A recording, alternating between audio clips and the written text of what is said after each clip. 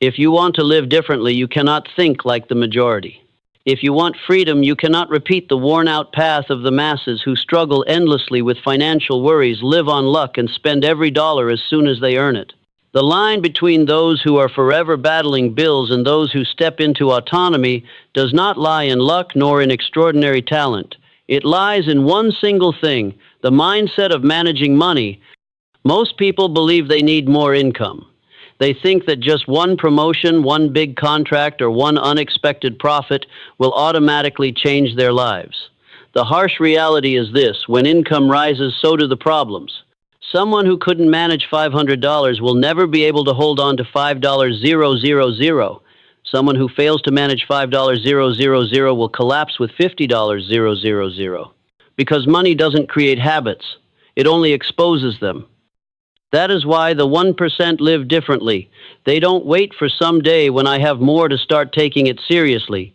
They manage every single dollar from the moment it is small. While 99% spend carelessly and pray for miracles, the 1% act as if every financial decision is a direct order to their future. Ask yourself honestly, do you know exactly where your money went today? Do you clearly see the little expenses slipping out of your pocket each day? Most people don't dare to look. They avoid it the way they avoid a mirror that reflects weak habits. But that avoidance is not harmless. It eats away at self-respect and turns money into an invisible shackle. By contrast, the 1% treat numbers as allies. They record, analyze, and question every flow of money. Not because they are obsessed, but because they understand one truth. Real power comes from transparency. When you know where every dollar is, you control it. When you don't, it controls you. In the 1% mindset, money is neither a gamble nor an untamed beast. It is a tool, and a tool only obeys those who know how to use it. Most people let money drag them into a cycle. Paycheck comes in, emotional spending, shortfall, waiting for the next paycheck. That loop is nothing more than a hamster wheel. You run endlessly but never move forward. The 1% break that loop by changing the starting point. They don't ask how much can I spend, they ask what do I want to build. They start with the destination, then work backward to design the path. That is strategic thinking as opposed to reactive thinking. You can see the difference in how they face reality. Ordinary people choose illusion, it's probably not that bad. The 1% choose truth. How much debt am I really in? Where have I been wasteful? What can I cut right now? The truth may be bitter, but only truth liberates. Picture this. You are standing on a ship full of leaks. It is pointless to dream about adding a bigger sail. The urgent task is to patch the leaks before the ship sinks. Money works the same way. Earning more doesn't necessarily solve the problem if you haven't learned to keep it, if you haven't built the habit of management. The most defining trait of the 1% mindset is that they don't confuse desire with discipline. Everyone desires freedom. Everyone wants wealth. But desire produces nothing. Discipline does. The 1% accept saying no to instant gratification so they can keep a long-term yes for freedom. They don't seek thrill in every new purchase. They find pride in seeing their assets move in the right direction. On a deeper level, the 1% mindset is a different definition of dignity. When they control money, they no longer fear the debt collection call, no longer tremble when bills arrive. They hold their heads high, not because of flashy wealth, but because they have proven to themselves they can take charge. That dignity, that peaceful sleep cannot be bought with any loan. It only comes when you truly take the wheel of your financial life. Most people vaguely believe that money is the goal. The 1% understand that money is only fuel. Fuel is not for admiring, it is for powering the engine of freedom, freedom of choice, freedom of time, freedom to live by one's own values. That is the true dividing line between those who own money and those who are owned by it. And that is why the first step of any journey is to transform your mindset. If you still think money will automatically fix your problems, you've already placed yourself in a losing position.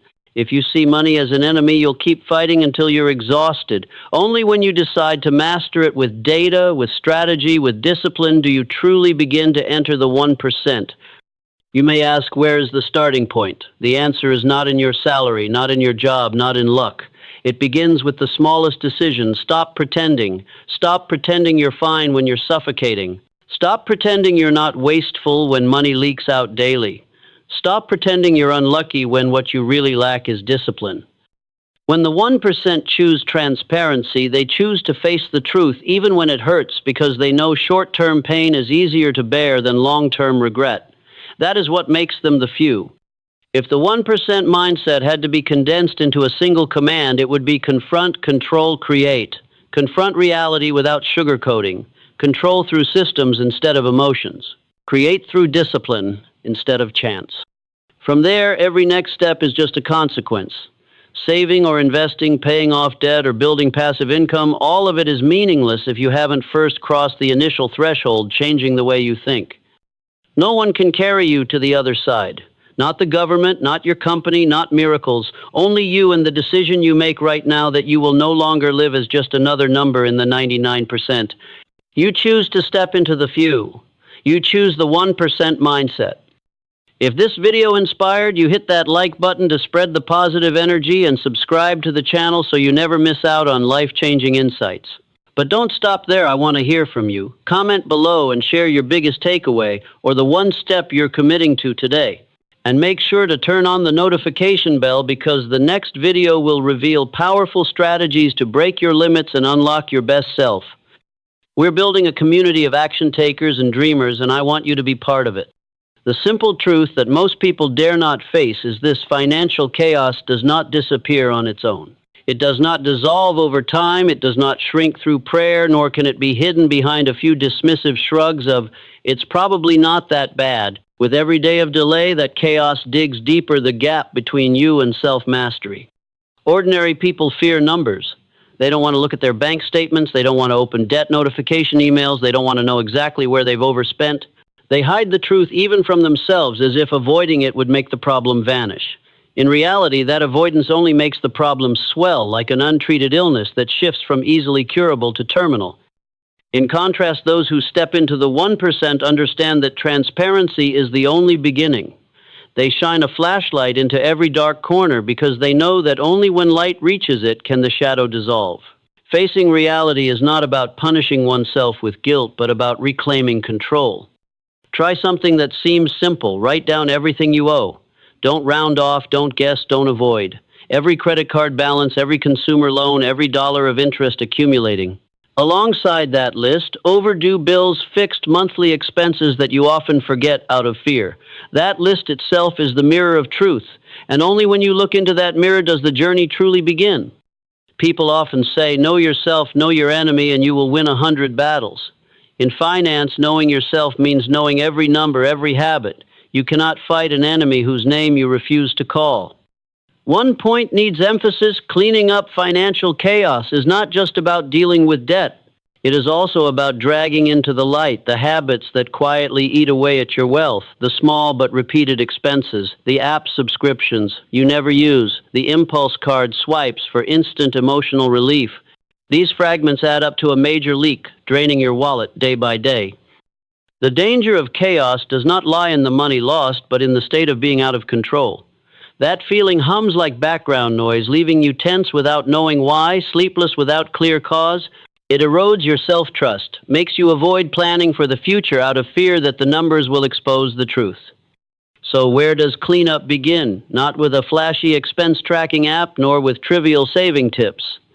The starting point is radical honesty. Honesty with yourself about where you've been wasteful, how you've delayed responsibility, how you've allowed impulses to override reason.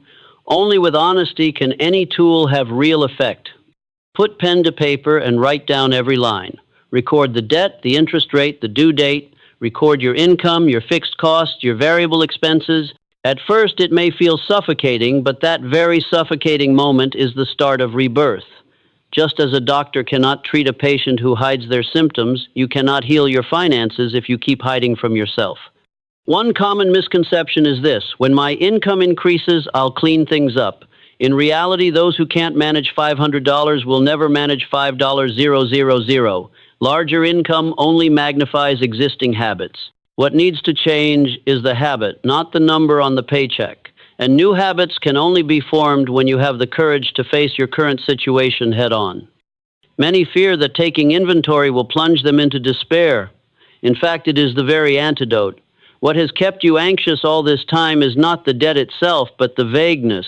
When everything is clear, you know exactly where you stand, and from there you can chart the path forward. Often the real number may even be smaller than the vague dread that has haunted your mind. Cleanup is not a one-time act.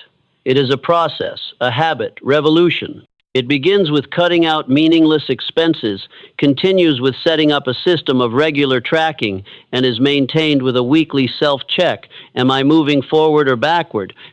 A simple yet effective trick attach positive emotion to this process.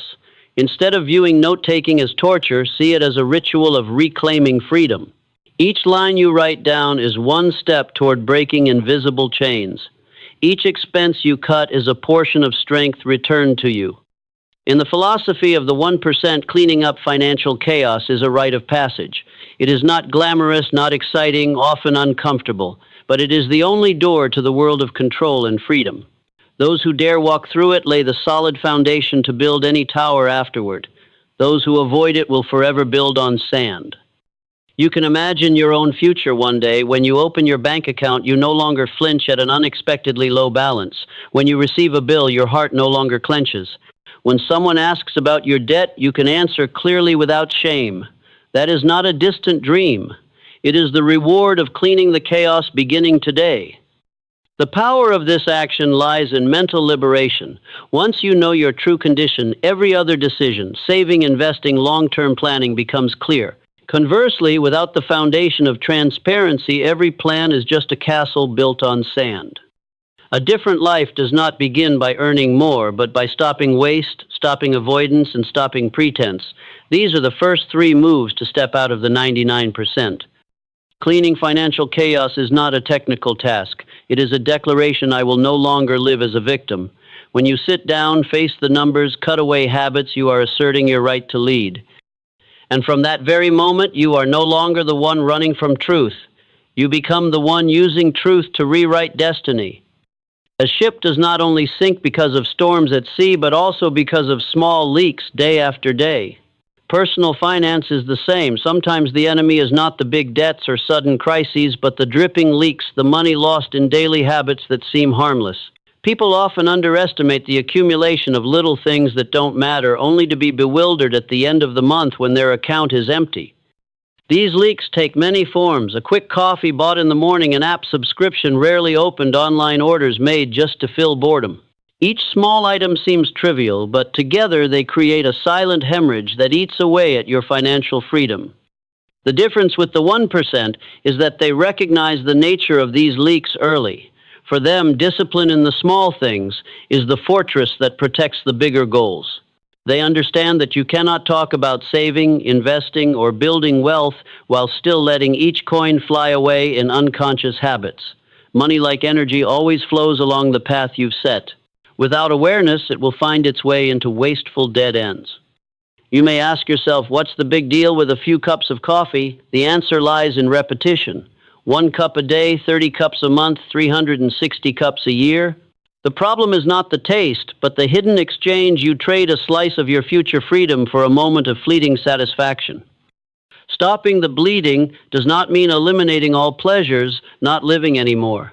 It means asking a sharp question. What purpose does this expense serve? Does it bring me closer to freedom or push me further away? Every time you question yourself, you strengthen the habit of distinguishing between value and emotion. Look at your account over the past 30 days. Which expenses, if cut, would leave your life completely unchanged? Those are the points of hemorrhage that need to be closed. Surprisingly, many people spend millions each year on things they don't even remember buying, not because they needed them, but because they weren't paying attention. One of the most insidious traps is disguised emotional spending. You tell yourself you deserve a reward after a long day. You just buy one little thing for fun.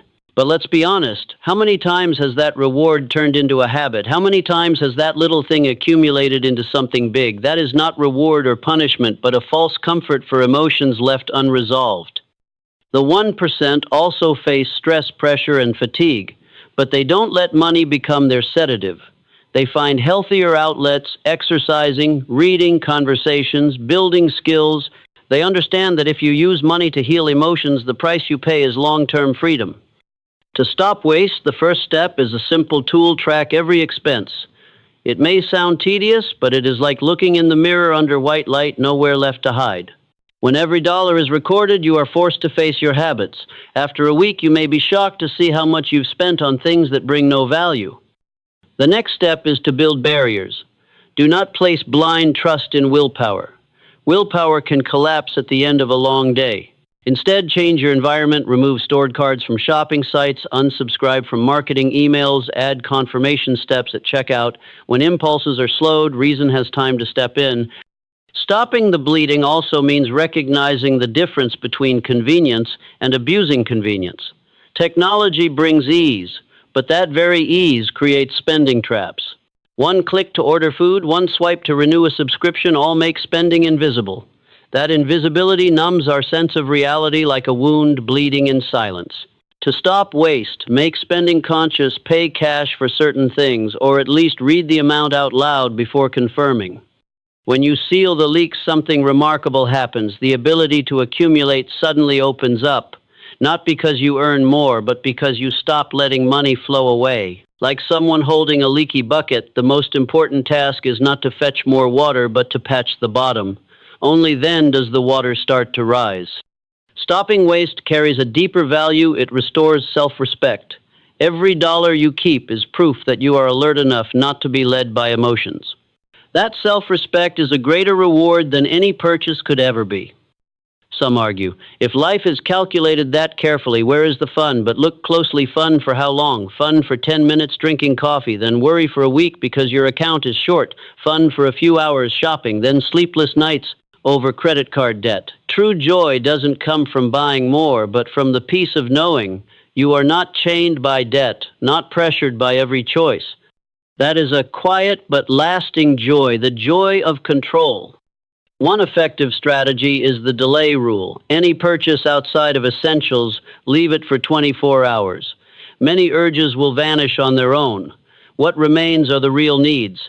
When you can separate the two, you've already stepped one foot out of the trap of emotional spending. Challenge yourself, spend 1 month without buying things just to feel better. Instead, move that money into a savings or investment account. At the end of the month, look at the accumulated figure that is the mirror reflecting the new power you've regained.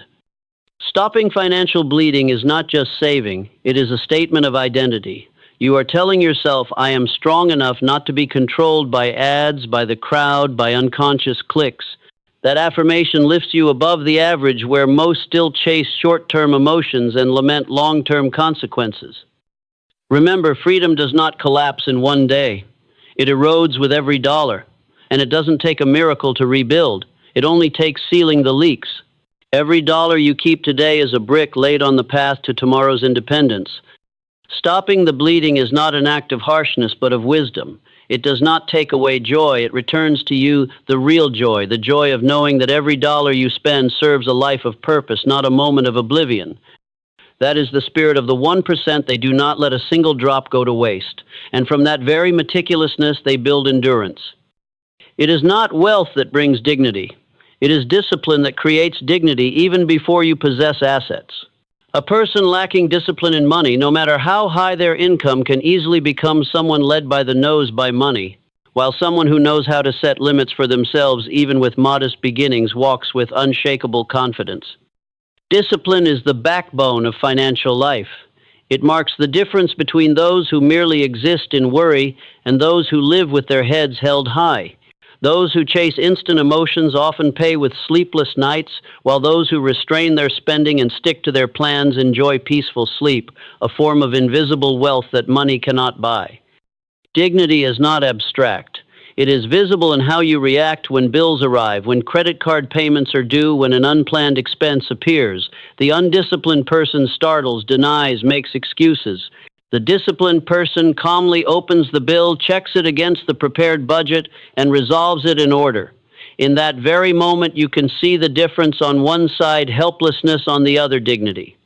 In the eyes of the 1%, dignity does not come from luxury cars or expensive watches, but from self-control. They know that a person's worth is not in what they wear on the outside, but in how much they master the impulses within. Why are discipline and dignity so tightly linked? because discipline is the promise you keep to yourself. When you set a rule to save a portion of your income, to never overspend your budget, to track every expense, and you keep that promise, you prove to yourself that you are trustworthy.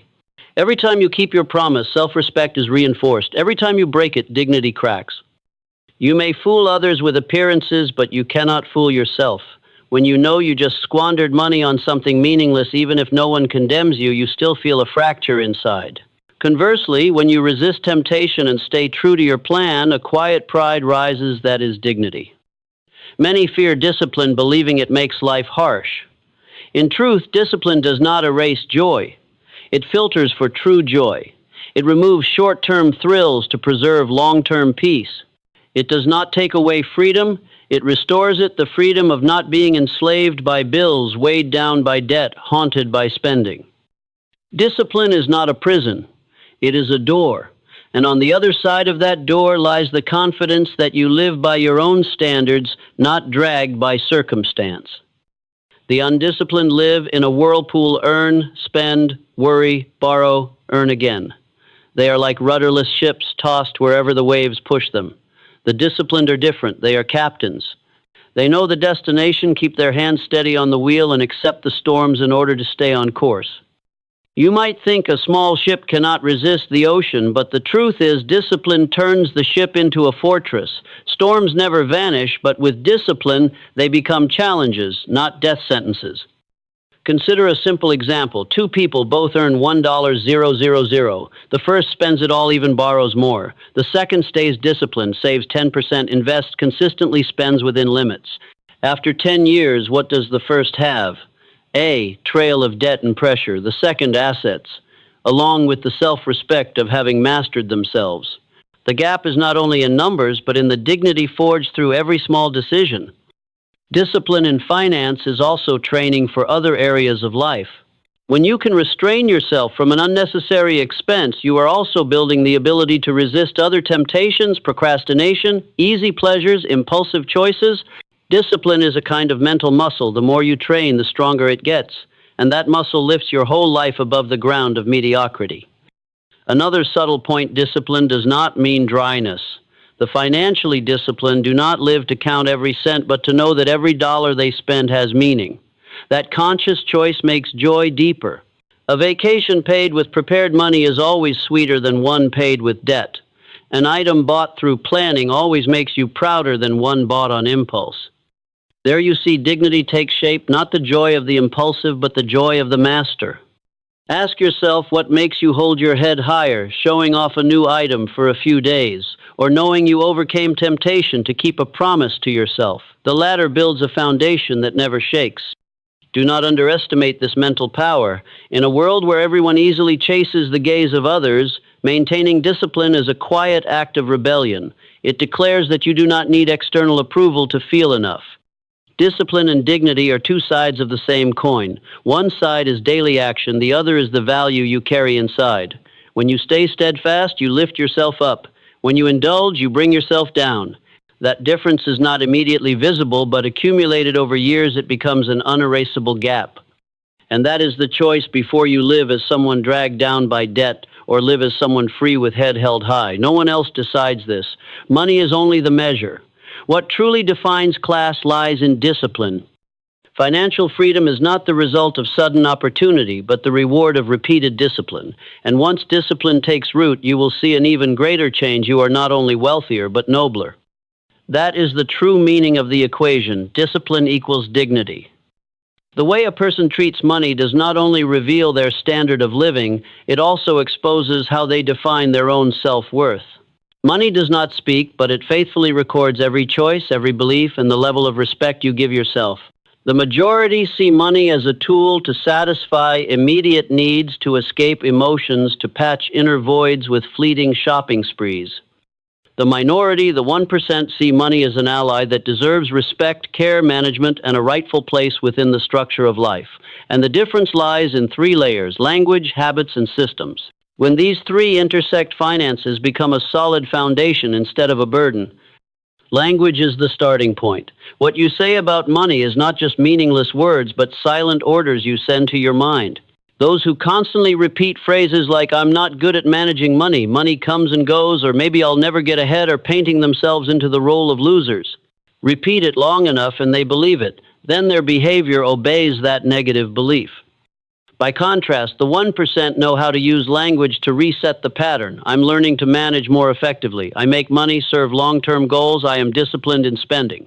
The change may seem small, but every phrase is a brick that builds attitude. Language won't make you rich overnight, but it shapes your thinking, and thinking directs behavior. Someone who sees money as a valued companion cannot continue squandering it like garbage. From language, we move to the second layer, habits. Money does not vanish in one large act of waste. It erodes bit by bit through small daily actions. A coffee bought in a rush every morning may not make you poor, but accumulated over years, it becomes a huge sum. Cheap as nothing app subscriptions that seem harmless devour millions each year. The idea of treating yourself with unneeded purchases multiple times a month is the black hole that swallows finances. Those who lack respect for money often excuse themselves with phrases like, just a little, it's nothing, but that very chain of nothing steals future freedom. On the other hand, those who track and control their money don't live in illusion. They know exactly where their money went today, how much will remain tomorrow, and what adjustments must be made next week. Transparency creates power because once the numbers are clear, the mind can no longer deceive itself. Habits extend beyond spending to how one views money in relation to the future. The undisciplined always wait for when I have more, I'll save. But the 1% understand that if you cannot manage 500, then 5000 or 50000 will only multiply the chaos. Money does not change character, it amplifies it.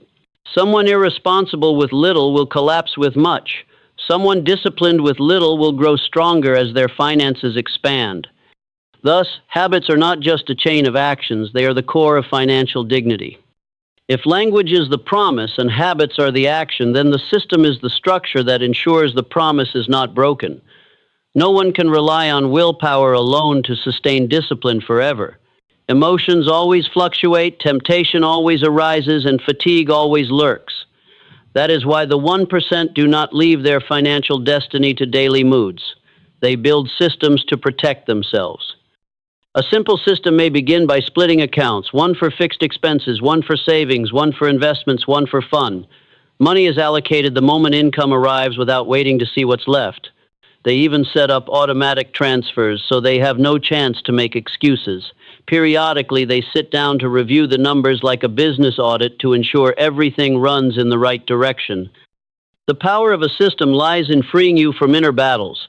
Once everything is set, you no longer have to ask yourself each time, should I save or not, should I invest or not? The decision was made beforehand. The system turns discipline into default, turns financial management into a smooth-running machine, leaving mental energy for larger strategies instead of being drained by trivial choices. The synergy of the three layers, language, habit, systems, creates a loop of strength. Positive language shapes belief. Belief nurtures habits. Habits are reinforced by systems, and systems reflect the language. Once this circle closes, personal finance becomes solid. Outsiders may not see it, but inside you know every dollar you hold has meaning, a place to go, a reason to exist. It is important to note that respecting money does not mean greed or idolizing it. Those who respect money are not people anxiously counting every cent with worried eyes.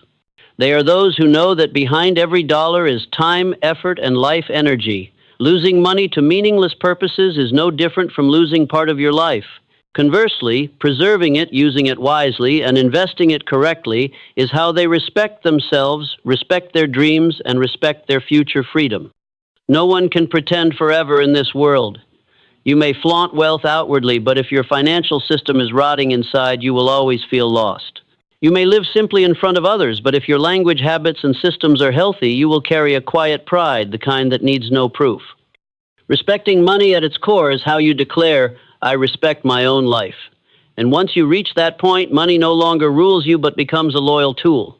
It does not define you, but it reflects your dignity, not through words, but through numbers that never lie. One of the least talked about secrets yet, one that separates those who are always unstable from those who gradually step into the zone of financial safety, is the ability to automate. It is no coincidence that the wealthy 1% regard automation as a survival principle.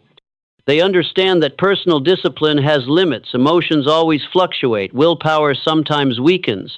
Therefore, the only way to ensure finances stay on the right track in the long run is to build a self-operating system where smart decisions are pre-programmed, independent of the highs or lows of any given moment. The first thing to realize automation is not just a technique, it is a philosophy of life. When you set up a transfer into a savings account immediately after payday, you are sending a message. The future takes priority over the present. When you let the system allocate a regular investment, you are proving that wealth does not come from lucky strikes, but from consistent repetition. And when you allow bills to be paid automatically, you are freeing your mind from petty worries, reserving energy for more important decisions. The difference between the majority and the minority is not in their ability to make money, but in how they lay their foundation. Ordinary people often procrastinate today, too busy to make a transfer this week, needing to shop, so they pause saving this month, holding off investing because it's not certain yet. Each delay is like a missing brick, leaving the financial house unfinished.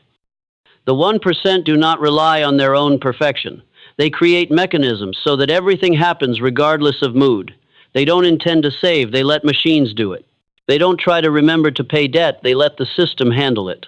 That is, intelligence shifting the burden off willpower, turning principles into defaults. Automation can be imagined as laying down tracks for a train. Once the rails are set, the train does not need to search for the route, does not risk losing its way. It simply charges straight to its destination. Finances work the same way. Once money flows are predetermined, how much for expenses, how much for savings, how much for investing, you no longer wrestle with countless small decisions. You no longer face temptation with the mindset of, should I keep this or not? Because the money has already left, already secured or invested. And it is this very simplicity that creates freedom. Most people assume automation makes life rigid, lacking flexibility. In reality, flexibility only has value once you have a stable foundation. You cannot talk about financial creativity when you cannot even handle your monthly bills. You cannot discuss large-scale investing when you still forget to pay debts on time. Automation builds a solid base, and from that base comes space for experimentation, for choice, for daring to step into breakthrough opportunities. A typical example, two people with the same salary. The first puts money into a general account and spends according to impulse. The second splits clearly on payday. 20% goes to savings, 10% to investments, 5% to skill development, and only the rest may be spent. After a few years, the result is undeniable. The first has only memories of shopping. The second has accumulated savings, an investment portfolio, and new skills that open up income opportunities. The difference is not in the money they receive, but in the fact that the second person laid tracks for money to run in the right direction. Look at it from a psychological angle. When you still rely on daily decisions, you constantly drain energy on trivial choices. Every time you face temptation, you must fight with yourself, and no one can win such a fight forever. Automation ends the battle from the start. It removes the possibility of failure by locking in the wrong choice before you even make it. That is not restriction, it is liberation. More importantly, automation teaches you a profound principle. Wealth comes from steady accumulation, not sudden leaps. Each time the system deducts a small amount, it may seem insignificant, but accumulated over years, it becomes the power of compounding, of persistence. Those who do not automate will always be in the state of waiting for the right moment, but that moment never comes. Those who automate create certainty. They don't need to wait, because every month, every week, they have already taken one step, however small, toward freedom. Automation also demonstrates respect for your own time. How many people waste hours stressing over small expenses or berating themselves for forgetting to pay bills on time? That time, if dedicated to self-development, creativity, or rest, would yield far greater value. This is why successful people always seek to turn repetitive tasks into systems. They understand that time is a non-renewable asset, and nothing is more foolish than squandering it on tasks machines can handle. Automation does not remove responsibility. On the contrary, it demands clarity to design the system correctly from the start and discipline to maintain periodic oversight. Each week, you still need to sit down, review, evaluate, and adjust if necessary. But this is strategy-level engagement completely different from struggling daily with petty decisions. When you control the system, you control your life. Therefore, the question is not, should I automate my finances, but how will I design it to serve my goals? The answer begins with simple steps: separating accounts, setting up automatic transfers, scheduling review reminders. Then you upgrade, gradually allocating to long-term funds, establishing an investment strategy, automating learning and self-development. Each step is another layer of protection, another reinforcement, making the system more resilient. And then one day you will notice the subtle difference. You are no longer living reactively, chasing after money, but money is moving within a system that serves you.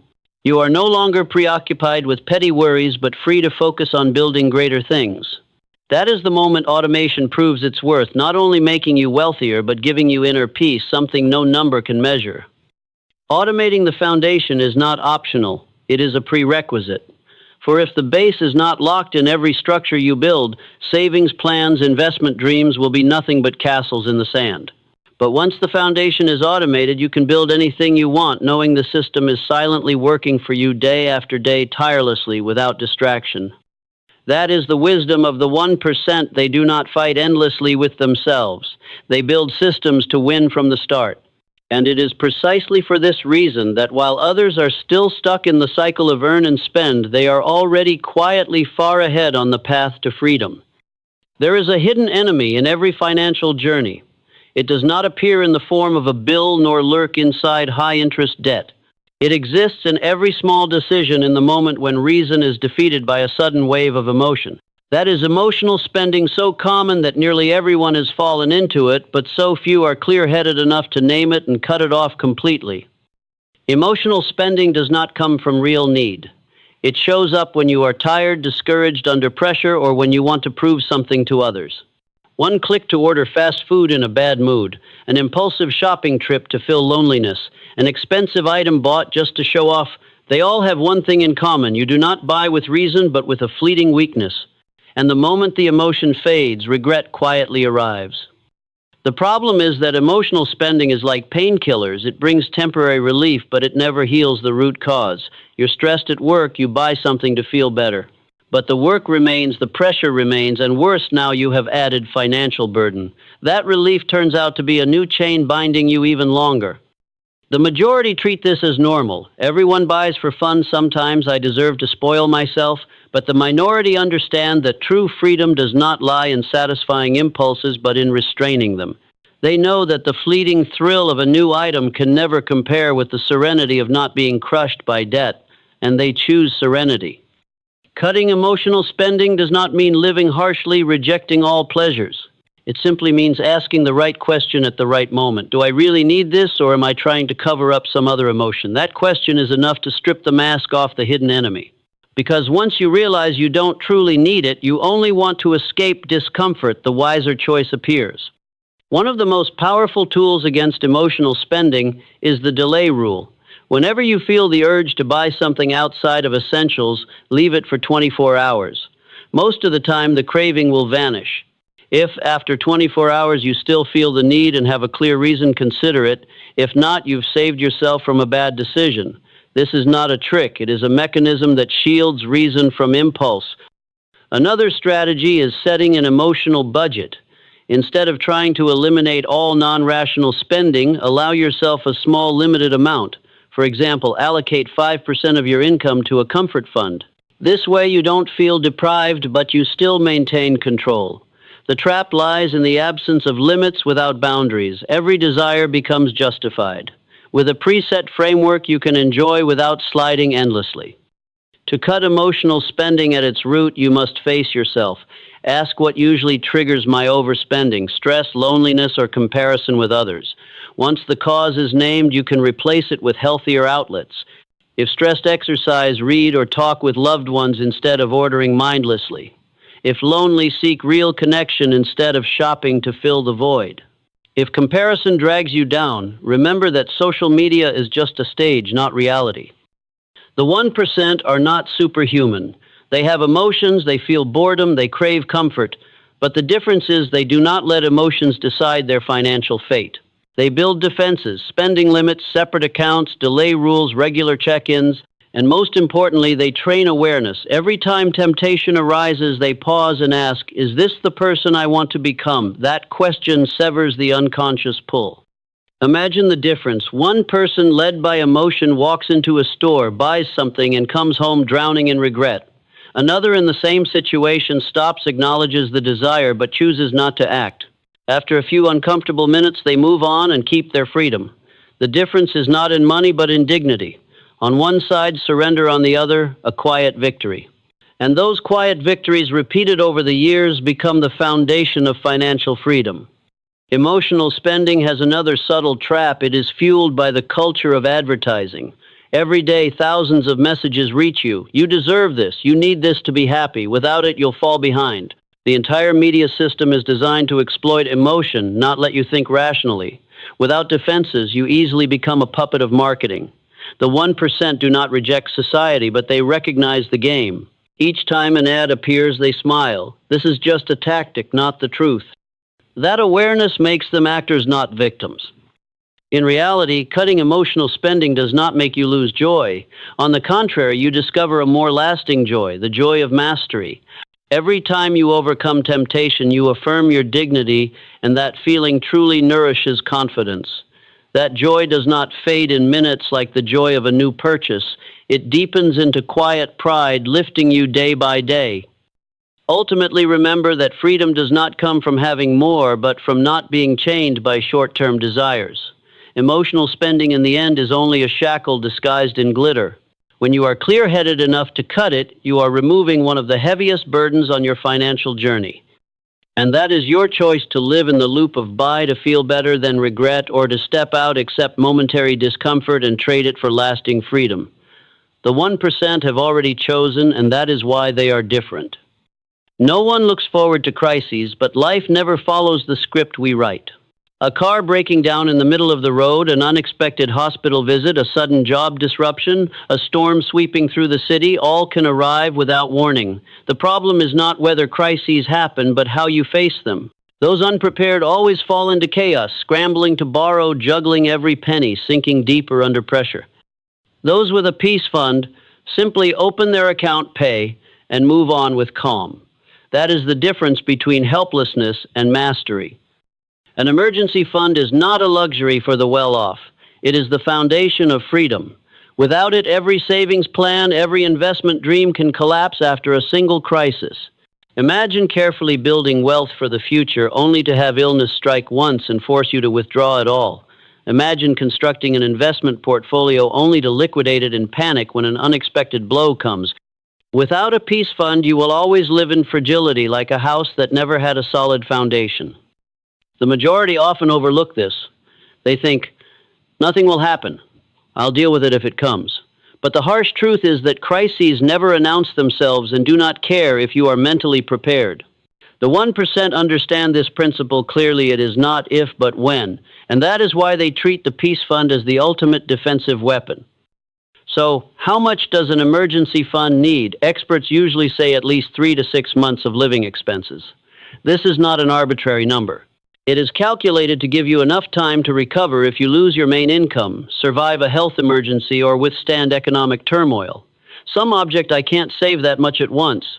But a peace fund does not demand immediate completion. It is like building a wall, brick by brick, laid consistently until one day it stands tall, shielding you. Start with 1 million, 5 million, 10 million. Each deposit is another layer of armor. The beauty of a peace fund is that it protects not only finances, but also your mind. When you know you have reserves, you walk steadier, worry less, and make wiser decisions. Those without such a fund are often forced into the worst choices simply because they have none left, taking predatory loans, selling assets in panic, or accepting unsuitable jobs just to get by. Those with a peace fund have the right to say no to compromises that lower their dignity. Money in the account is the freedom to refuse anything that violates your values. Another subtle point: a peace fund must be kept separate, accessible, but not easily spent. If you mix it with your daily account, it will quickly be eroded by reasonable excuses like shopping or entertainment. The 1% often keep it in a separate account with stable interest, easy to withdraw when necessary, but not sitting right at hand for impulsive use. The emergency fund is not for risky investments nor for growing money. It is a fortress reserved only for true need. Some think saving for emergencies is pessimistic, as if always waiting for the worst. The reality is the opposite. The peace fund is not belief in risk, but belief in yourself. It declares, I am responsible enough to prepare for anything. And that very preparation allows you to live more optimistically, to enjoy the present more, because you are no longer haunted by the thought that one small crisis could destroy everything. Picture the contrast. Someone without an emergency fund, when their car breaks down, frantically calls around to borrow, embarrassed and panicked. Someone with a fund simply withdraws, pays for the repair, and continues their day with an undisturbed mind. The difference is not in the car, but in the inner state. One is dragged by circumstance, the other walks forward with head high. A peace fund also has a quiet but crucial function. It prevents you from destroying bigger plans. Without it, you would have to pull from long-term investments every time a crisis hits. That not only derails your financial plan, but also breaks the power of compounding the very engine of wealth. With a buffer, you protect your growing assets, letting them mature uninterrupted. The hardest part of building a peace fund is not technique, but psychology. People lack patience for results that are not immediately visible. This fund sits quietly, not yielding huge profits, not making you feel instantly richer, but its true value only shows when crisis comes. At that moment, every dollar saved turns into a lifeline. And those who prepared smile in the storm while the majority thrash in panic. Respecting money means respecting safety. Respecting yourself means giving yourself a buffer so life's blows cannot knock you down. The peace fund is a silent declaration. I will not live as someone fragile. It turns you into a person with a foundation, ready to keep moving, even when storms strike. And perhaps the deepest lesson of the peace fund is this: it not only protects you when crises come, but it changes how you live every day. When you know you have a safety net, you fear less, you worry less, and you dare to make bolder decisions. You dare to pursue work. You love to say no to compromises, to step out of your comfort zone because you know you have prepared your cushion. The peace fund, therefore, is not just money. It is confidence, self-respect, and freedom. There is a truth few dare to admit. Most of the money people spend is not to satisfy real needs, but to display an image to others. How many spending decisions are made not because we need them, but because of society's gaze? A luxury car to prove status, an expensive watch to impress lavish parties only to receive fleeting compliments. And then behind the glittering facade there are empty accounts, mounting debts, and fragile lives held up by the eyes of others. Success in the distorted definition of the majority is not freedom or serenity, but the ability to maintain an illusion. Those in the 99% are often haunted by comparison. They look around, see neighbors upgrading cars, friends flaunting houses, colleagues wearing designer brands, and in an instant their confidence wavers. They think, if I don't have it, others will look down on me. And so they throw themselves into an endless race, trying to buy recognition, trying to build an image they cannot sustain. The price is years of financial pressure, even servitude to the bank. But the greatest tragedy is not the loss of money, it is the loss of the right to define success for oneself. The 1% understand something simple: success is not about impressing others, but about not needing to impress. True success is when you are no longer controlled by the gaze of others, when you are confident enough to live by your values without having to prove anything.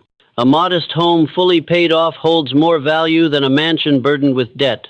A reliable car that fulfills its purpose outweighs a supercar parked only to show off. An investment account quietly compounding brings more power than a luxury item snapped and posted on social media. Redefining success is an act of liberation. It ends the cycle of earn, spend, show, owe, worry that drains the majority of their energy. When you no longer feel the need to impress, you save two of the most precious things: money and mental space. Money can serve long-term goals instead of forgettable items. The mind is freed from comparison, focusing instead on building real value. And from that, a new kind of freedom emerges. Freedom from needing praise, freedom from fearing criticism. The biggest trap of impressing others is that it never ends. You buy something, receive admiration for a week, then the crowd shifts to something new. You chase again, buy again, receive fleeting applause again, and fall back into the loop. The crowd never remembers what you showed off, but you carry the consequences forever. The wise see this game and choose not to play, because they understand the only way to win an endless game is to leave it. When you stop impressing others, you begin to ask different questions. What do I truly want for my life? What does success look like in my own eyes?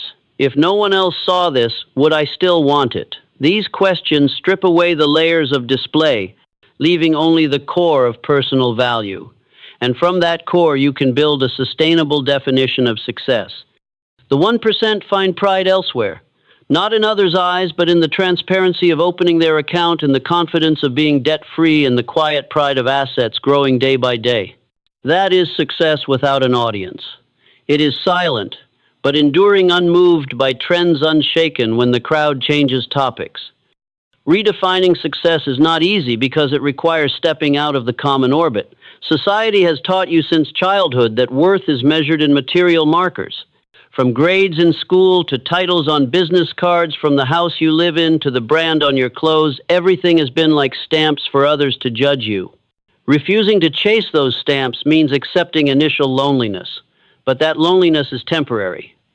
Because once you stand firm, you will discover a small group of others who have also chosen this path, people who define success by their inner standards, not external eyes. Ask yourself, what do you want to be remembered for? The things you once flaunted or the value you once created? Do you want a life of fragility under comparison or a life of serenity and self-mastery? The answer to that question will decide which group you belong to, those controlled by the gaze of others or those who draw their own definition of success. Success, once redefined, becomes simple yet profound, not living to impress, but living to be free. It is not about what you can flaunt, but what you can refuse to flaunt. It does not come from others' eyes, but from the peace when looking in the mirror. And when you reach this point, money is no longer a tool for proving, but fuel for creating. The 99% may chase appearances all their lives, but the 1% know that true happiness does not need the spotlight. They quietly save, quietly invest, quietly build, and one day when necessary, their results echo louder than any display. That silence is their strength. Thus, redefining success begins with a silent declaration, I will stop living to impress. From that moment, you step out of the endless race and into a different journey, the journey of freedom, of true value, of dignity, and that is success. Money is by nature a tool, but what that tool serves depends entirely on how you use it. The majority use money to buy dopamine, those fleeting highs from shopping, luxury dining, or instant entertainment. The minority, the 1%, use money to buy freedom, freedom of choice, freedom of time, freedom to live true to their values without being bound by financial pressure. These two directions create two opposing lives, one running in circles, chasing short-term thrills, the other accumulating long-term energy to truly live on their own terms. Dopamine is a neurotransmitter. It is released whenever you experience something new, receive a reward, or satisfy a craving. In today's world, entire industries of entertainment, advertising, and consumption are built to exploit this mechanism. You buy a new phone, dopamine spikes. You book a luxury vacation, dopamine floods in. You swipe your card for an unnecessary item, dopamine bursts again. The problem is, dopamine fades quickly. When the rush passes, you need another hit. And so you dive into an endless cycle of spending, yet never feel fulfilled. The 99% accept this as normal. They work to earn money, then use money to buy dopamine doses, then work harder to replenish, then spend again, and then burn out. It is the hamster wheel you run endlessly, gasping for breath, thinking you're moving forward, when in fact you're only spinning in place. The 1% refuse to play this game. They recognize a subtle but crucial distinction. Money can buy instant feelings, but its true power lies in buying lasting serenity. And that serenity has a name: freedom. Freedom means you can say no to a job that violates your values because you are no longer forced by bills. Freedom means you can dedicate time to loved ones, passions, and learning without worrying that every passing minute creates a hole in your budget. Freedom means you have the power to choose instead of being cornered by circumstance. When you use money to buy freedom, you are laying the foundation for a life that is deep, sustainable, and unshaken by short-term emotional waves. The important question is, how do you distinguish when you're buying dopamine versus buying freedom? Look at your motive. If a spending decision stems from the urge, I want to feel better right now, it is dopamine. If it comes from the question, will this make my life calmer, freer, more secure for years to come, it is freedom.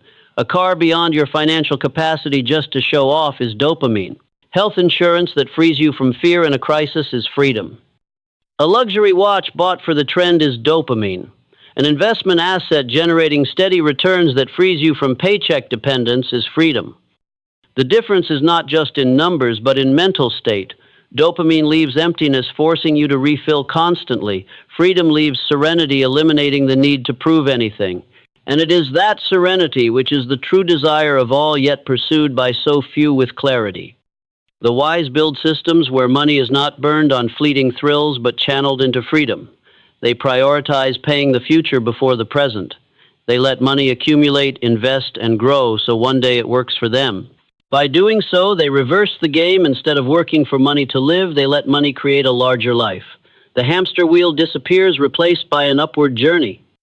Another subtle truth: when you use money to buy freedom instead of dopamine, you are also redefining joy.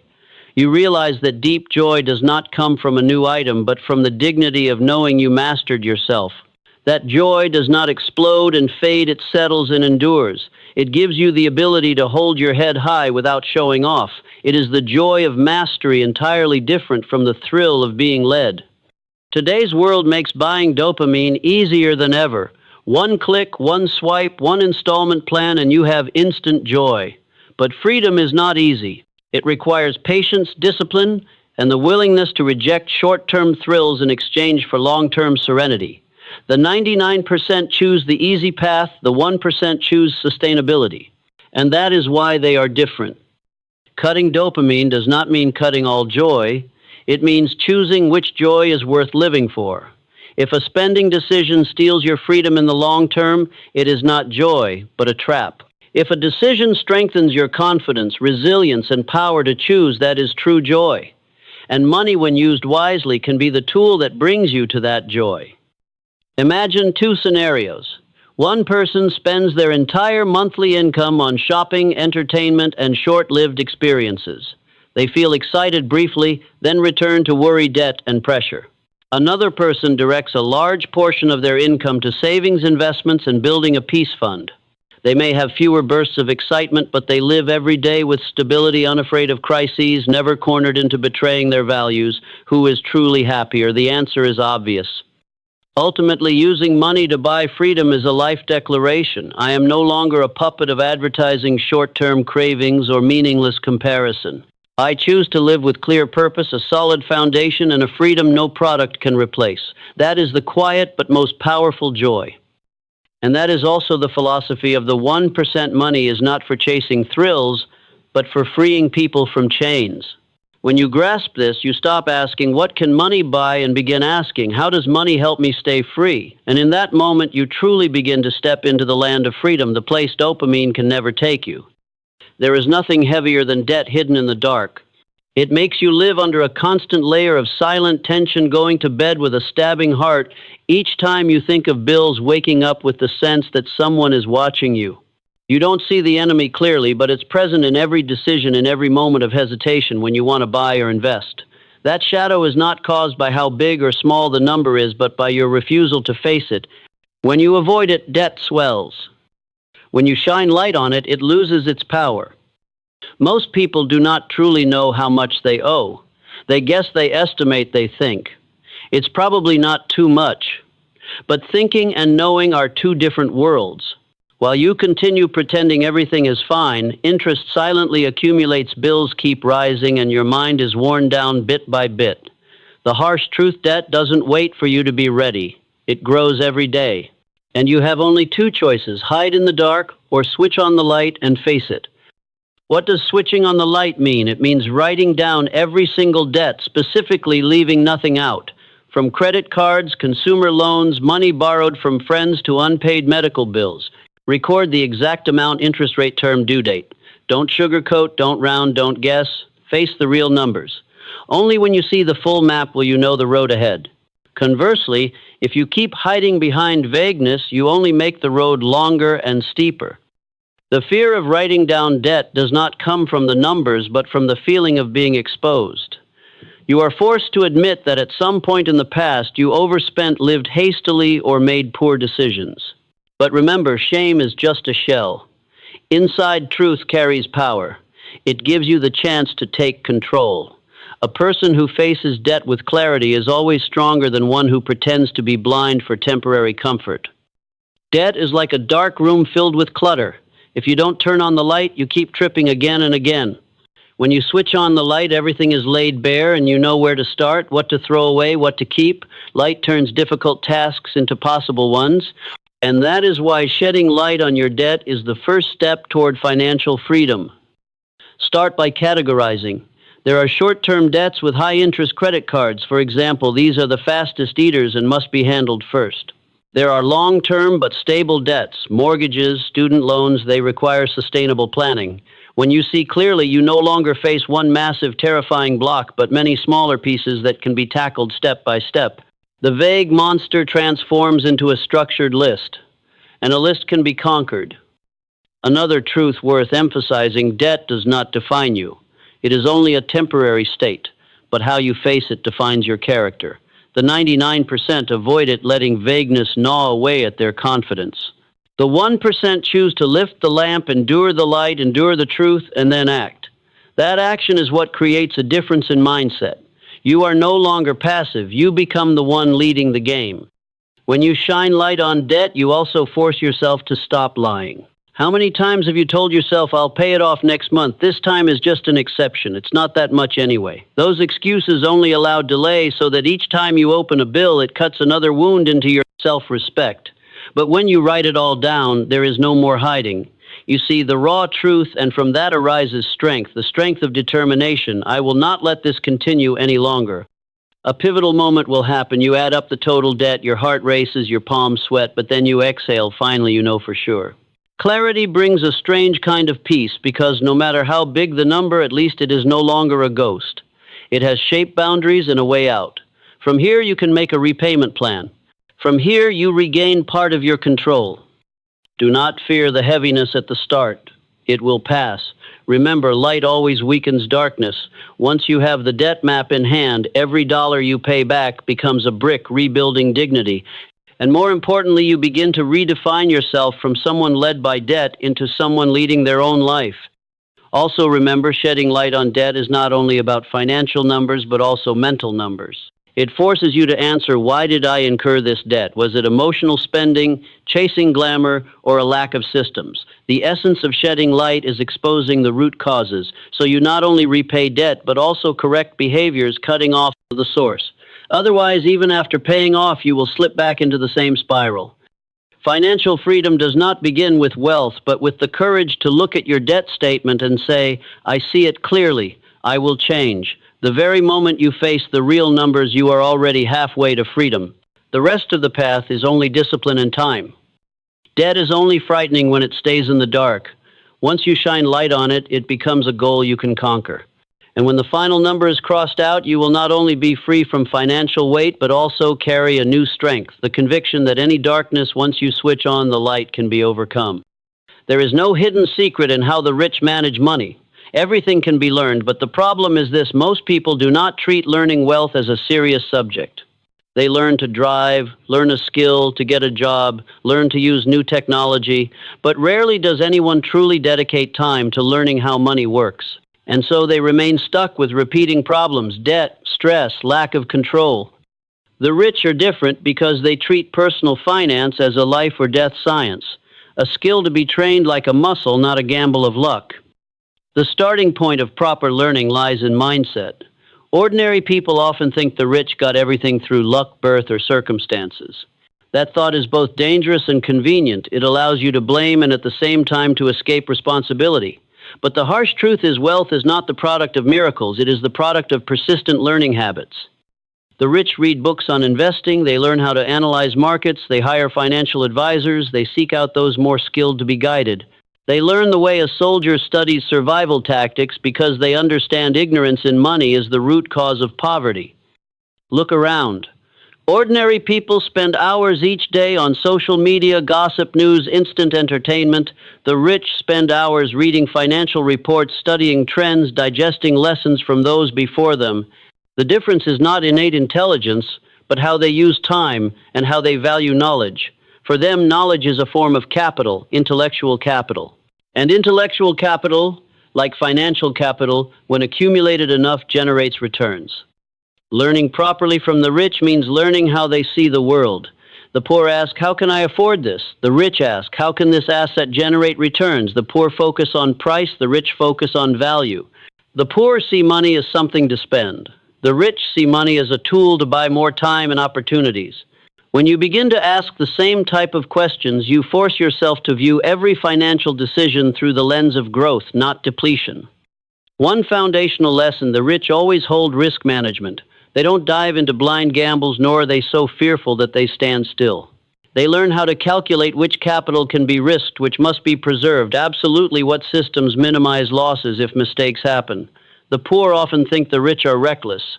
In reality, they are more cautious than anyone else. It's just that they know risk cannot be avoided, only managed. And that management skill comes from systematic learning, not from gut feelings. The rich also learn to build systems. They know human willpower is limited, emotions fluctuate, so you cannot rely on, I'll try harder. They create automatic systems. Salaries flowing into accounts are automatically allocated into savings, investment, spending. They don't let financial decisions depend on the mood of the day. This is something you can completely learn, but only if you are humble enough to observe and copy rather than cling to old habits. Another important truth: the rich never stop learning. Even when they already have large assets, they still read, still update, still consult experts, because they know markets change daily, rules shift hourly. A complacent ego is the sharpest knife that carves away wealth. For the truly wealthy, learning is a defensive act, like keeping a weapon sharp so it doesn't fail when attacked unexpectedly. So where must you learn from? From books, from courses, from conversations with those more skilled, from observing in reality how they live and make decisions. A book on financial management can change your entire perspective on money. A conversation with a seasoned investor can save you 10 years of mistakes. A course on personal finance can help you avoid dozens of debt traps. Knowledge is out there. The question is whether you see it as a necessary investment or just a whim. Most people say they don't have time to learn. The truth is, they have too much time for meaningless things. The rich are different. They prioritize knowledge before entertainment. And because of that, they gain the most expensive form of entertainment, the freedom to live as they wish. One subtle point to remember: learning from the rich does not mean copying every step, but absorbing their mindset. You don't need to become a replica. You need to absorb principles and apply them flexibly to your own circumstances. Learn how they think long-term, how they ask questions about value, how they manage risk, how they build systems. Those principles are the foundation, the specific strategies you can adapt. Imagine if you begin to learn seriously. After 1 year, instead of reckless spending, you know how to budget. After 3 years, instead of being helpless in crisis, you have a peace fund.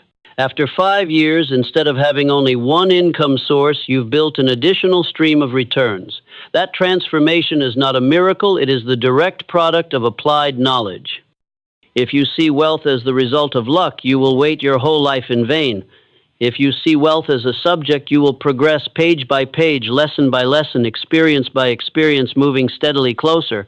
And the strange thing is, once you start learning, doors of opportunity open more often. It is as though knowledge has a magnetic pull, drawing you into a new orbit where every decision becomes clearer. The rich are not different from you in essence. They are different because they seriously learn how to control money, while the majority learn how to spend it. When you dare to change course, when you treat finance as a skill to be trained, you stop repeating the same cycle. And from that moment, you are no longer on the other side of the divide. You have stepped into the group of those who understand the rules of the game. No one is born knowing how to manage money, but everyone can learn. The only question is, will you continue sitting on the sidelines, watching with admiration and excusing yourself with the word luck? Or will you stand up, take a pen, open a book, and begin the greatest course of your life, learning wealth as a creation? Proper subject learning. until knowledge becomes habit, habit becomes system, and system becomes freedom. The modern world rewards and punishes people with a ruthless principle. If your income is tied entirely to the number of hours you work, you will forever be limited. A day has only 24 hours, a body has only so much energy, and when you are exhausted, the flow of money stops as well. The 99% are trapped in that cycle. Work, receive salary, spend, work, again, never ending. The 1% understand this law clearly and choose a different path. They separate income from hours worked.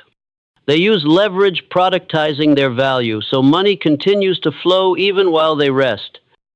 The essence of leverage is creating outsized results without having to increase labor in equal measure. A book written once but sold tens of thousands of times, a pre-recorded course attended by thousands, a piece of software coded for months but then copied endlessly. These are all examples of leverage. Ordinary people get paid once for every effort once made. The wise get paid once for countless reuses of that same effort. The key lies in the ability to productize knowledge, skills, or experience. A skilled speaker can productize by creating an online course. A person deeply versed in marketing can write a book or create a tool. Someone with technical problem-solving skills can build a system-based service instead of just selling their time. When you productize, you transform your invisible abilities into tangible assets that can be replicated, scaled, and sold without depending on the ticking of the clock.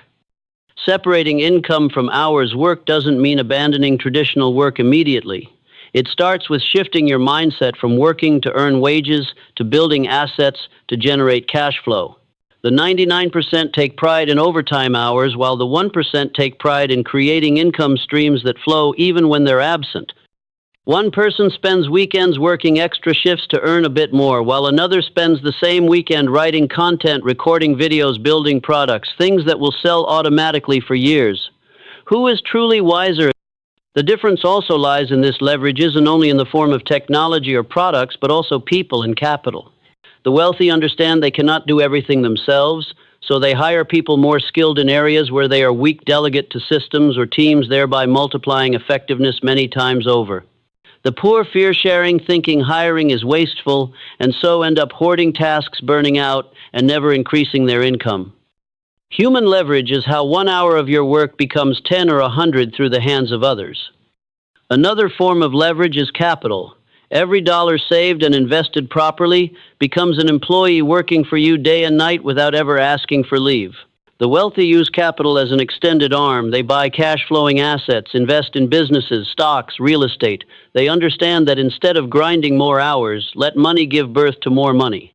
In contrast, ordinary people spend all their capital trapping themselves forever in the cycle of work, more to have more, but never having enough. Productization also brings an invisible advantage: mental liberation. When you know cash flow is coming in without being directly tied to your sweat, you begin to think differently. You no longer make decisions under short-term pressure. You dare to refuse meaningless work. You dare to choose projects of greater significance. That state is true freedom: the right to choose, the right to say no, the right to spend time on what truly matters. Separating income from hours is not some distant dream. It starts with small steps: creating a channel to share your knowledge, writing an ebook, building a simple app, or making small investments to learn how money works. At first, the income will be modest, a few dollars, a few hundred, but it is proof. Once you witness money arriving while you sleep, you will never again see working hours as the only escape. Your mind opens and you will look for ways to scale it. More importantly, when you productize your value, you don't just earn extra money, you leave a mark. A lecture, a book, a tech product, a useful service, all are proof that you have transformed your abilities into something that exists independently, spreads, and creates lasting value. That is no longer pure labor, that is legacy. And legacy is the highest tier of financial freedom. The biggest trap many fall into is the mindset of just work harder. But working hard within a hard limit 24 hours a day will never help you break through. You cannot double the hours, but you can double the value of each hour. And the only way is through leverage: people, capital, technology, products. The 1% are not smarter. They simply know how to place their weight on the right spot. Remember, trading hours for money is a beginning, not the destination. The destination is building cash flow that is separate from your physical presence. When that happens, you will witness a fundamental shift from being a servant to the clock. You become the master of time. And that is the moment you understand why the rich seem to have more than 24 hours a day. Not because they have more time, but because they multiply their value through leverage and productization. This path is not easy, but it is not out of reach. It requires you to pause and think, what do I know? What am I good at? What have I experienced that can become a product? It requires you to learn how to manage capital, how to collaborate, how to build systems. But once you cross that line, you will never want to return to the game of trading hours for money. And that is the dividing line between the 99% and the 1%, the ordinary sell time to survive day by day. The wise productize to buy back an entire lifetime of freedom. Wealth is not an event, but a sequence of repeated actions. You don't become the 1% through one single big decision, but through hundreds of small daily choices, choices most people dismiss as trivial. Yet it is precisely those trivial things that shape financial destiny.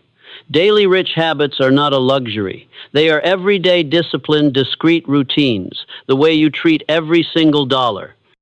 Ordinary people often wait until they have more money to start changing. The wealthy do the opposite. They change their behavior when their pockets hold only a little, because they understand it is not money that creates habits, but habits that create money. A person who cannot manage 5,000,000 will not know how to manage 50 million, and a person who wastes 50 million will also waste 5 billion.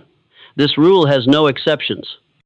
Daily rich habits start with awareness of every expense. The wealthy never let a dollar leave without knowing where it goes. They have logs, spreadsheets, or management apps. Not because they are obsessed, but because they respect the effort behind their money. Every dollar is assigned a job to feed, to protect, to invest, to multiply. They don't spend because I feel like it. They spend because this purchase serves a strategy. The difference seems small, but over the years it determines who gains freedom and who stays under pressure. Another daily rich habit is delaying gratification. Ordinary people seek instant satisfaction buying. When sad, dining luxuriously to vent upgrading phones out of boredom. The wealthy know how to hold back. They wait, they ask, will this still matter 5 years from now? And often the answer is no. They don't need to flaunt because they are building a quiet power, the power of not being controlled by advertising or emotion. In addition, daily wealth shows up in consistency with saving and investing. The wealthy treat saving as a fixed expense, not whatever is left over. They set money aside the moment income arrives, then calculate living costs. By doing this, they secure the future before they deal with the present. Every day, every week, every month, small streams of money flow into funds, accumulating into great strength. That is not magic, but the mathematics of consistency. Rich habits also include proactive learning. The wealthy read about finance, attend seminars, talk to those ahead of them. They turn learning into a habit like exercising the mind. Each day, a little more knowledge about markets, opportunities, how to protect and grow money. Ordinary people let themselves be swept into entertainment and useless news, then wonder why their future never changes. A subtle difference: the wealthy act before they feel ready. They don't wait for perfection to invest, don't wait to have more to save, don't demand absolute certainty to experiment. They begin in imperfection, then adjust. It is those small daily actions, even if not optimal, that open opportunities and build experience. Ordinary people stay stuck in the loop of waiting just a little longer and never start. Daily rich habits are also evident in how they talk about money. The poor often complain, I don't have enough. Money just stresses me out. The wealthy choose empowering language. I'm learning to manage better. I'm creating systems for money to work for me. Language is not mere words. It is the mold of thinking. Each day they use words to reinforce new beliefs, and those beliefs lead to new actions. The most refined daily rich habit is living below one's means. When income rises, ordinary people upgrade lifestyle, bigger house, newer car, more luxury brands. The wealthy restrain themselves, holding their lifestyle below their capacity, channeling the surplus into investments and asset building. That is why when others see an ordinary exterior, they are quietly accumulating financial strength. And one day that simplicity blossoms into freedom. Do not think daily rich habits are dull. In truth, they create a deeper joy than any impulsive purchase. The joy of watching your balance grow, the joy of knowing you are in control, the joy of facing any crisis with confidence. That joy is lasting profound, not fading in hours. It is the joy of a person who knows they are on the right path. Looking back, you'll see every major turning point in financial life stems from small habits maintained. Recording expenses each day, reading a few pages of finance books, asking, does this decision move me closer or farther from freedom, all combine into a new identity, the identity of mastery. And once formed, that identity is hard to lose. Wealth does not begin with bank balances, but with the behaviors you repeat daily. If you want to know whether you are on the path of the 1%, look at today. What do you do with the 100 inches your hand? How do you respond to a shopping temptation? Do you dedicate time to financial knowledge? The answer lies, they're not in vague dreams of the future. Every day is a ballot you cast for your future. Ordinary people vote for stress through careless habits. The wealthy vote for freedom through steady discipline. And the result after 10 years is only the simple sum of those ballots. You cannot fake rich habits, nor can you buy them overnight. You can only live them each day until they become natural reflex. And when they do, wealth is no longer something far away. It has become who you are. A sustainable financial journey is not built on impulsive pushes, nor on single decisions. It is built upon three pillars tightly bound together: mindset, system, and consistency. These three elements are like the three legs of a stool. If one is missing, the whole structure tilts, easily collapsing under any disruption. Only when all three are present can you have a financial life that is both solid and free. Mindset is the starting point. Without the right mindset, every method, every tool is meaningless, because the way you think determines how you act with money. The 99% often see money as something to spend or as a measure of self-worth. The 1% see money as a tool, as energy to build freedom. The same dollar, but in two different minds, becomes two different destinies, one leading to debt, the other to wealth. The right mindset means you abandon the habit of blaming, abandon the mentality of waiting, and replace it with initiative, responsibility, and the belief that financial freedom is something you can create with your own hands. But mindset, however, sharp, will quickly fade if it is not transformed into a system. A system is a set of rules, tools, and structures that keep your finances on a steady path. It protects you from emotions, from moments of weakness, from impulses. Without a system, you rely entirely on willpower, a resource with strict limits. The wealthy understand this, so they build automatic safeguards, savings deducted first, separate emergency funds, well-diversified investment portfolios, passive income streams created alongside. The system keeps running even when you're tired, even when you're distracted. And it is this automation that creates safety. The third pillar, and also the decisive factor, is consistency. You can read countless books, listen to countless lectures, but if action lasts only a few weeks and then fizzles out, you'll never see results. The power of compounding both in money and in habits only emerges when you persistently repeat. Saving once will not make you rich, but saving consistently for 10 years will transform your entire life. Sporadic learning changes nothing. But daily learning, even just 10 minutes, will turn you into a completely different person in a few years. Consistency is the glue that prevents mindset and system from falling apart. It turns ideals into results, vision into reality. When these three elements combine, you step out of the 99%. Mindset helps you see the path. System helps you stay on the path. Consistency helps you finish the path. Lacking one of the three, you will go astray. Having mindset but no system, you start with enthusiasm but quickly burn out. Having a system but no mindset, you become mechanical, easily deceived by new temptations. Having mindset and system but lacking consistency, all achievements evaporate in an instant. Look back at the journey you've taken. From cleaning up financial chaos, cutting emotional spending, building an emergency fund, learning from the wealthy, to productizing your own value, these are all links in a logical chain. But links only become a strong chain when tied together with persistence. Without consistency, they are just scattered steps easily broken.